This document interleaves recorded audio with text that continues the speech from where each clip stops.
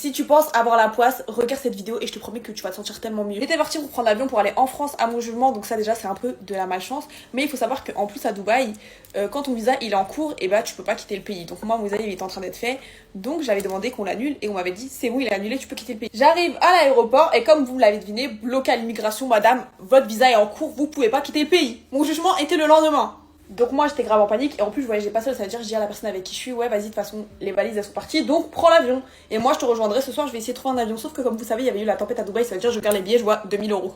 J'ai trouvé un billet à quand même 900 euros donc je le prends et je demande à la société d'annuler mon visa, donc ils me disent on peut l'annuler mais que ce soir, enfin que dans la journée. Il faut savoir que l'avion il était dans un autre aéroport qui était à 1h, donc je me dis bon bah vas-y je vais prendre un taxi, je vais rentrer chez moi parce qu'il était à 14h et il était 9h du matin. Retenez bien cette information, j'avais 5 heures pour aller à l'aéroport. Du coup, je reçois un message quand je suis déjà à presque 1 heure de l'aéroport, genre je suis presque arrivée, qui me dit faut que tu reviennes à l'aéroport parce que il y a ta valise. Et je me rends compte qu'en plus les 2 valises sont à mon nom, donc je dois revenir chercher les 2 valises. Bref, déjà mon taxi, il voulait pas aller au bon endroit. Je vois qu'en fait il continue à aller vers l'autre aéroport alors que je lui avais dit que je devais faire demi-tour. Donc au bout d'un moment je lui dis, et là il se décide enfin à faire demi-tour parce que je lui ai dit, parce que je l'ai forcé à faire demi-tour. Donc j'arrive. Et là, du coup, je dois récupérer ma valise. Et j'avais ma petite valise avec moi, donc j'ai attendu 1 heure pour récupérer ma valise. Et quand j'arrive, le mec il me dit ah bah au final il y a qu'une valise à votre nom, donc je me dis trop bien, je vais avoir ma valise à moi. Bien évidemment, j'ai reçu la valise qui était à la personne avec moi et pas à moi. Donc on avait chacun la valise de l'autre. Il faut savoir, pour récupérer les grosses valises, je devais passer dans un truc spécial de l'aéroport, etc. avec du personnel en mode privé, tout ça. Du coup, j'avais dû laisser ma petite valise au garde. Donc je pars de l'aéroport et au bout de genre 20 minutes, je me rends compte que bah, en fait j'ai oublié la petite valise. Il y avait tous mes sacs dedans. Donc encore une fois, retourne à la case départ, je retourne chercher mon autre valise. Faut savoir qu'après toutes ces péripéties, il était déjà midi, donc ça veut dire que ça fait 3 heures que j'étais dehors en train d'essayer de gérer mes problèmes, de gérer ma vie.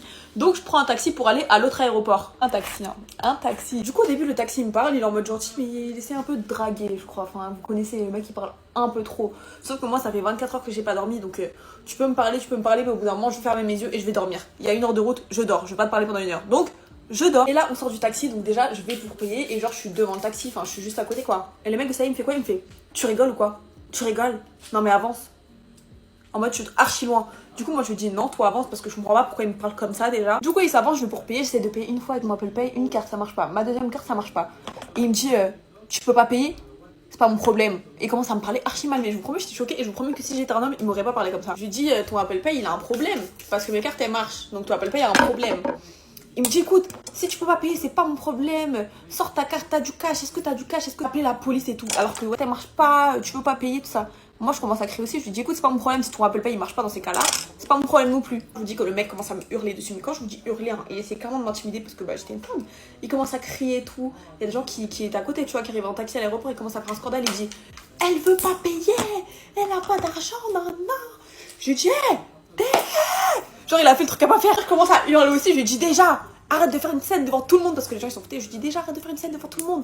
Et tu me parles pas comme ça, tu parles pas aux gens comme ça, t'es malade ou quoi? C'est toi le problème et toi tu parles aux gens comme ça? Quand tu vas me hurler dessus, il me dit c'est toi le problème et tout, tu veux pas payer, genre il me traite de voleuse, tout ça. Et quand je lui dis il me hurle dessus, il m'a hurlé dessus sans raison. Déjà dès le début il était impoli sans raison quand on est arrivé. Je pense que ça y est, son truc il marchait pas.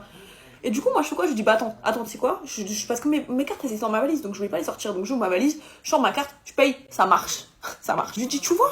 Tu me dis juste désolé madame, je lui dis tu vois quand c'est toi le problème, tu parles pas aux gens comme ça. C'est la dernière fois que tu parles aux gens comme ça, maintenant rentre chez toi. Bref, je file à l'aéroport. C'est pas, j'arrive à l'aéroport, je vois quoi? Check-in fermé pour Paris. Oh, j'allais faire une crise cardiaque. Je vais au truc des bagages, ils me disent madame, c'est fermé. Je dis non, pitié. Je vous promets, en plus, je déteste faire ça, genre mendier pour pouvoir faire un truc. Je commence à dire pitié, s'il vous plaît, laissez-moi rentrer, pitié, pitié. Je vous promets, je suis restée 10 minutes aux valises, j'étais comme ça. Et au final, ils m'ont laissé passer, ils m'ont dit mets tes valises, mais vas-y, cours, dépêche-toi, cours. Je suis partie en courant. Sachez que j'étais dehors depuis 9h, je m'attends même. J'étais partie chez moi à 6h de base, à 6h. Et il était 14h. Je puais. Et bref, au final, ça passe. Après, quand je vois la carte d'embarquement, je sais pas pourquoi ça marche pas non plus. Franchement, je vous promets, j'étais dans un stress. J'en pouvais plus. Après, bref, je suis enfin arrivée dans l'avion. J'étais tellement contente. Mais bon, après, je me suis rendu compte que j'avais la place, genre, où il y a rien pour mettre tes jambes. Il y a rien. Ça veut dire, moi, j'ai un problème aux jambes, ça me faisait trop mal. Il y avait un gosse pendant tout le voyage. Il m'a enlevé ma couverture, il me frappait et tout. Mais franchement, j'en étais plus à ça. Après, franchement, ça pour moi, c'était du pipi de chat. Bref, voilà, si vous pensez avoir une mauvaise journée, dites-moi que moi, j'ai fait tout ça pour aller au tribunal.